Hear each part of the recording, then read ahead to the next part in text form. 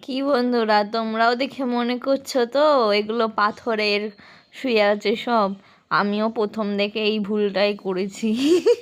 যদি ওই কুমিরটা না নড়তো আমি তো বিশ্বাসই করতাম না যে এটা অরিজিনাল আসল জল জ্যান্ত কুমির। আমি তো ভাবছিলাম গিয়ে একবার হাত দিয়ে যদি দেখতে পারতাম এটা আসল কিনা। এখন ভাবছি যদি দেখতাম তাহলে হয়তো আমি ওখানেই উপরের টিকিট কাটতাম। তারপরে দেখি পাশ থেকে আর একজন হেঁটে হেঁটে আসছে থ্যাবাক থ্যাবাক করে। দেখো, সে আসছে রোদ পোয়াতে, সব কটা ওখানে বসে বসে রোদ পোয়াবে বলে আসছে। তোমাদের কেমন লাগলো তোমরা জানিও।